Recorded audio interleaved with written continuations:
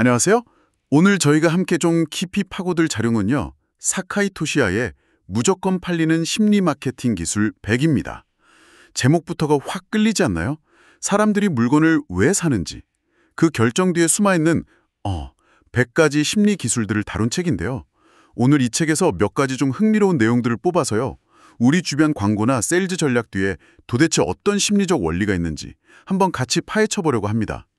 왜 특정 문구에 마음이 끌리는지, 또 왜 어떤 제안은 더 매력적으로 느껴지는지 궁금하셨다면 오늘 얘기가 아주 재미있을 거예요.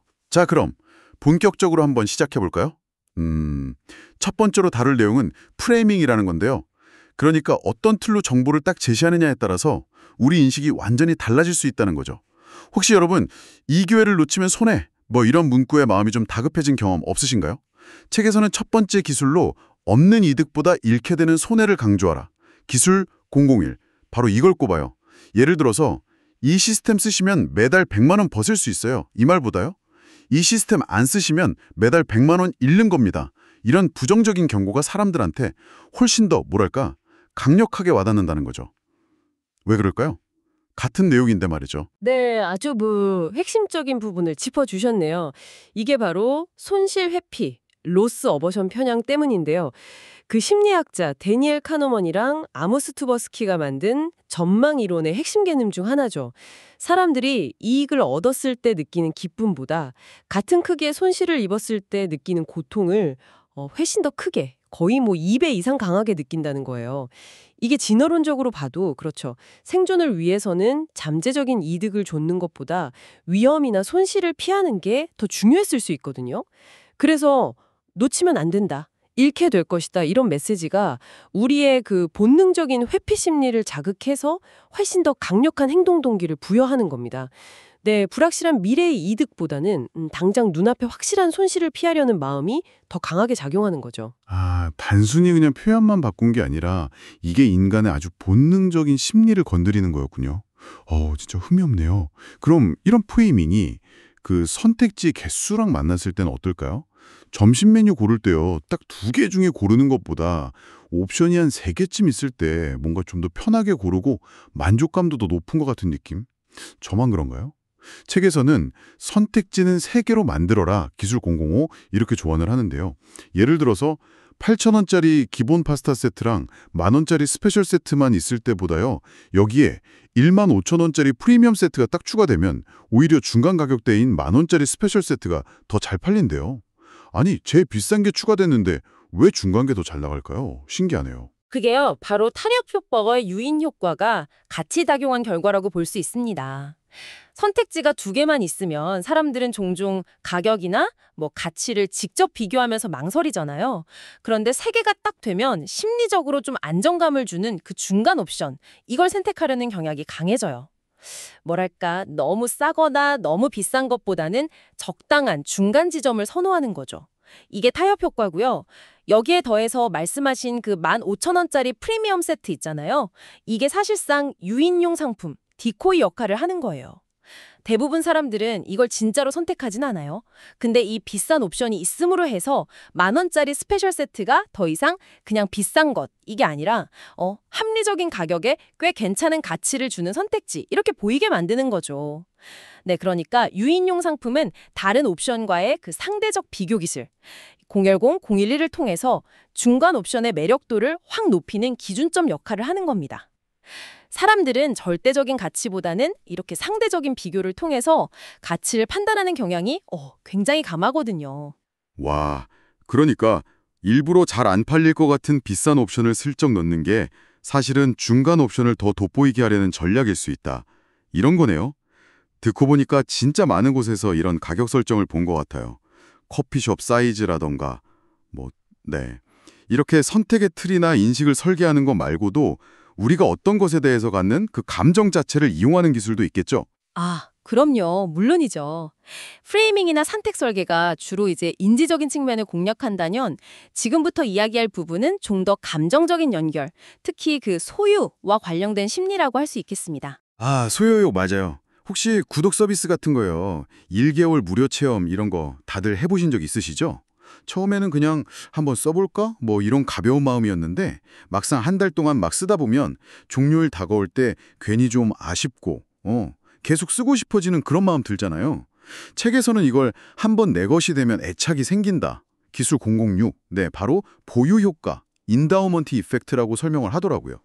TV 홈쇼핑에서 일단 무료로 써보시고 결정하세요. 이렇게 파격적인 제안하는 것도 다 이런 심리를 노린 거였네요. 정확합니다. 보유 효과는요, 사람들이 자기가 가진 물건에 대해서 객관적인 시장 가치보다 훨씬 더 높은 가치를 주관적으로 부여하는 현상이에요. 일단 어떤 걸 내 거라고 딱 인식하는 순간, 그것에 대한 심리적인 애착이 형성되고요. 그걸 가지고 있다는 상태 자체가 기준점이 되어버리는 거죠. 그래서 무료 체험 기간 끝나고 제품을 반납해야 하는 상황이 오면 이게 이익을 못 얻는 게 아니라 이미 내 것이었던 걸 잃어버리는 그런 손실로 느끼게 되는 거예요. 아까 이야기 나눈 그 손실 회피 편형하고도 연결되는 지점이죠. 내 것을 잃는 고통이 크니까 반납하는 그 불편함이나 상실감을 피하려고 결국 구매를 결정할 가능성이 높아지는 겁니다. 아, 그러네요. 내 것이라는 그 인식 자체가 손실 회피 감정을 더 강하게 만드는 거군요. 와, 무료 체험이 단순히 제품 경험하게 하는 걸 넘어서 이런 심리적인 어떤 덫을 놓는 거였네요. 하하, 그럼 내 것에 대한 애착만큼이나 또 강력한 게 있을까요? 아무래도 다른 사람들 시선이나 행동 아닐까요? 요즘 이게 완전 대세템이래요. 구매자 만족도 98%. 막 이런 말 들으면 귀가 솔깃해지잖아요. 이게 바로 많은 사람이 찬성하는 의견에 주목하라. 기술 01. 그러니까 사회적 증거, 소셜 프루프의 힘 이거겠죠. 맞습니다. 사회적 증거는 특히 불확실한 상황에서 의사결정을 해야 할 때 아주 강력한 영향력을 발휘합니다. 우리가 스스로 모든 정보를 다 확인하고 판단하기는 어렵잖아요. 그럴 때 다른 사람들, 특히 다수의 행동이나 평가를 중요한 판단 근거로 삼는 경향이 있는 거죠. 다른 사람들이 많이 선택했으면 뭔가 이유가 있겠지? 저렇게 많은 사람들이 좋다고 하니까 안전하겠지? 뭐 이렇게 생각하면서 심리적인 안정감을 얻는 거예요. 온라인 쇼핑몰의 그 베스트셀러 목록이나 별점, 후기, 뭐 매진 임박 이런 문구들이 전부 다 이 사회적 증거를 활용하는 예시라고 할 수 있습니다. 하긴 식당 고를 때도 괜히 사람 많은 집에 일단 들어가게 되잖아요. 그렇죠. 그리고 이 사회적 증거의 효과는 또 다른 요소들이랑 결합될 때 더 커져요. 예를 들어서 그냥 많은 사람이 아니라 의사나 교수 같은 권위 있는 전문가, 기술 영어 018이 추천한다면 신뢰도가 훨씬 높아지겠죠. 또 오늘만 이 가격, 한정판처럼 희소성, 기술 영어 22를 같이 강조하면 지금 이 기회를 놓치면 안 된다는 그런 조급함까지 더해져서 구매 결정에 훨씬 더 강력한 추진력을 줄 수 있습니다. 그러니까 사회적 증거랑 희소성, 권위 이런 게 결합되면 그 효과는 뭐 배가 되는 거죠. 아, 듣고 보니 정말 그렇네요. 베스트셀러 딱지에 전문가 추천 딱 붙고 기간 한정 할인까지 붙어 있으면 저도 모르게 지갑을 열었던 경험이 많았던 것 같습니다. 자, 그럼 이제 좀 더 직접적인 소통 방식, 그러니까 대화나 문구를 통해서 사람의 마음을 움직이는 기술로 넘어가 볼까요? 혹시 이런 경험 없으세요? 길 가는데 설문조사 좀 해달라고 해서 잠깐 응해줬어요. 근데 그 다음엔 인터뷰 요청이 오고 나중에는 뭐 제품 구매 권유까지 이어지는 처음엔 정말 아주 작은 부탁이었는데 말이죠. 책에서는 이걸 어려운 부탁도 거절하지 못하게 하는 한 발, 바로 문간에 발들여 놓기, 푸딘더 도어 기법이라고 소개하더라고요. 사소한 요구에 네라고 답하고 나면 그 다음에 좀 더 큰 요구도 들어줄 확률이 높아진다니 이거 좀 무서운데요. 허허, 약간은 그렇게 느껴지실 수도 있는데요. 이것도 역시 우리의 아주 기본적인 심리 기제랑 관련이 깊습니다. 바로 일관성의 원칙, consistency principle이라는 건데요. 사람들은 기본적으로 자기 말이나 생각, 행동 이런 것들을 일관되게 유지하려는 아주 강한 욕구를 가지고 있어요. 일단 어떤 문제에 대해서 특정 입장을 딱 취하게 되면 예를 들어 설문조사에 참여한다거나 하면 그 이후에도 그와 관련된 행동, 뭐 인터뷰에 응하거나 제품을 구매한다거나 하는 행동을 함으로써 자기 태도와 행동의 일관성을 유지하려고 노력한다는 거죠. 작은 요청에 예라고 답한 뒤에 다음 요청에 아니오라고 말하면 스스로가 뭔가 일관성 없고 좀 변덕스러운 사람처럼 느껴지기 때문에 심리적으로 불편함을 겪게 돼요.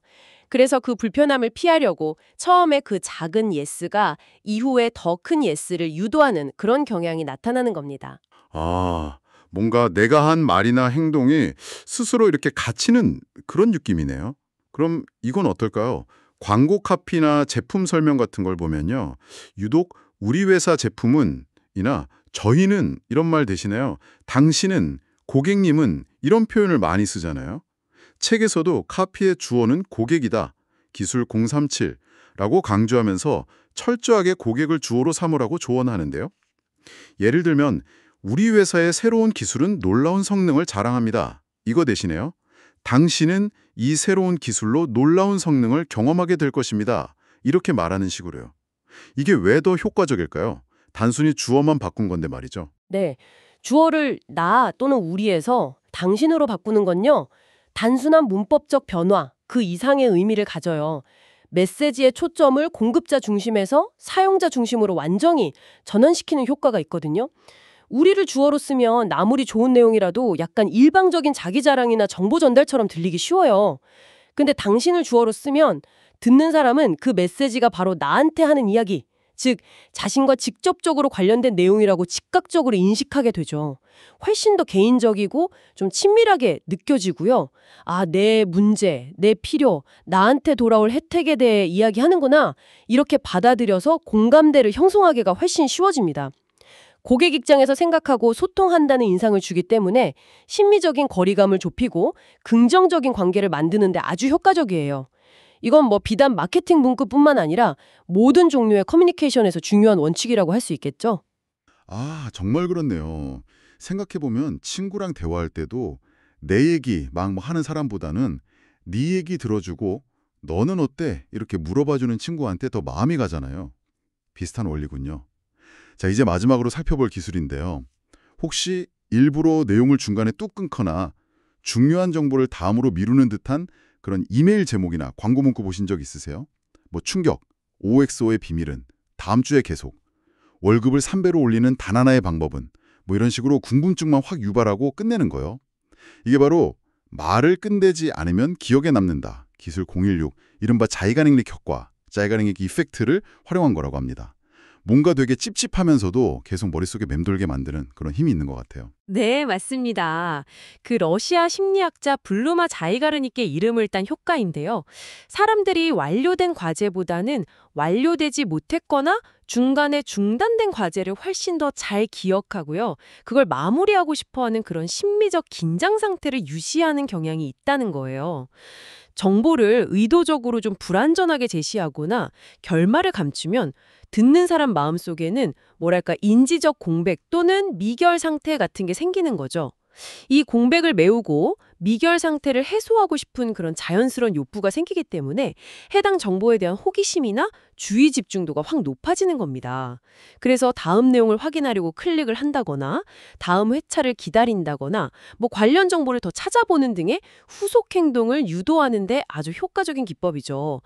정보를 한 번에 다 알려주는 것보다 적절한 지점에서 딱 멈추고 궁금증을 유발함으로써 고객의 능동적인 참여와 지속적인 관심을 끌어내는 상당히 영리한 방법이라고 할 수 있습니다. 오늘 저희는 사카이 토시아의 무조건 팔리는 심리 마케팅 기술 100을 통해서요.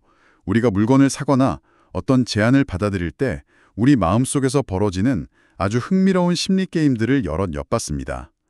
손실을 두려워하는 마음을 이용하는 법, 또 선택지를 어떻게 구성하느냐에 따라 결과가 확 달라지는 현상, 일단 내 것이 되면 더 소중해지는 마음, 다른 사람들을 따라하려는 경향, 작은 예스가 큰 예스를 부르는 과정, 말의 주어 하나로 공감대를 높이는 방법, 그리고 미완성의 매력까지. 와, 정말 다채로운 이야기였네요. 그렇습니다. 오늘 살펴본 이런 심리 기술들은 분명히 마케팅이나 세일즈 현장에서 아주 강력한 설득 도구로 활용될 수 있습니다. 하지만 여기서 우리가 얻어야 할 더 중요한 통찰은요. 이런 원리들을 이해함으로써 광고나 판매 전략의 그 이면을 읽어내는 더 현명한 소비자가 될 수 있다는 점입니다.